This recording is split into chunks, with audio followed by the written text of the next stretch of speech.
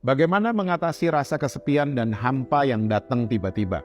Ini adalah pertanyaan yang masuk ke curhatan Alkitab dan saya akan mencoba menjawabnya, mudah-mudahan menjadi berkat buat kita semua. Di video saya sebelumnya, saya menjelaskan bahwa kita harus jatuh cinta dengan Sang Pemberi, bukan pemberian-pemberian. Nah, seringkali yang ada di dalam benak kita adalah hal yang namanya ekspektasi.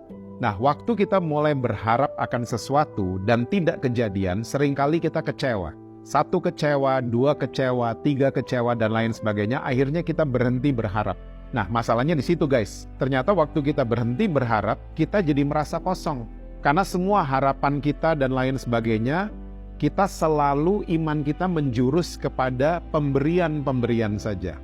Bukan kepada Sang Pemberinya. Kita hanya obses dengan acara-acara, kita hanya obses dengan rame-ramenya, kita hanya obses mungkin dengan karunia-karunia dan pemberian-pemberian yang lain, tapi kita lupa tentang karakter si Sang Pemberinya.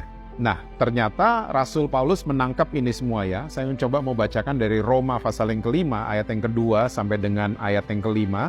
Rasul Paulus tulis begini, oleh Dia kita juga beroleh jalan masuk oleh iman kepada kasih karunia ini. Di dalam kasih karunia ini kita berdiri dan kita bermegah dalam pengharapan akan menerima kemuliaan Allah.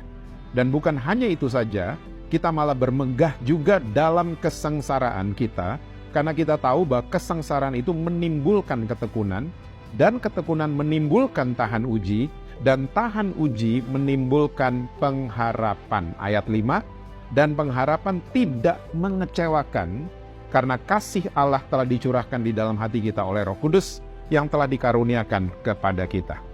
So, sekali lagi guys, kalau rasa hampa itu, sepi itu tiba-tiba datang, mungkin kita sering ekspektasi yang menjurus kepada hanya pemberian-pemberian dari Tuhan. Coba mulai jatuh cinta dengan Sang Pemberinya. Saya percaya di dalam Dia, pengharapan gak pernah mengecewakan.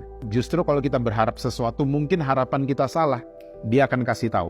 Dan waktu kita tidak terkoneksi dengan Sang Pemberi, harapan-harapan kita seringkali salah dan kita nggak punya kepekaan untuk mendengar suara daripada Roh Kudus itu sendiri. So, saya percaya sekali lagi kalau kita jatuh cinta dan orientasi kita kepada Sang Pemberi, harapan di dalam Dia tidak akan mengecewakan dan semua rasa-rasa hampa dan kosong itu akan hilang dari kehidupan setiap kita. God bless.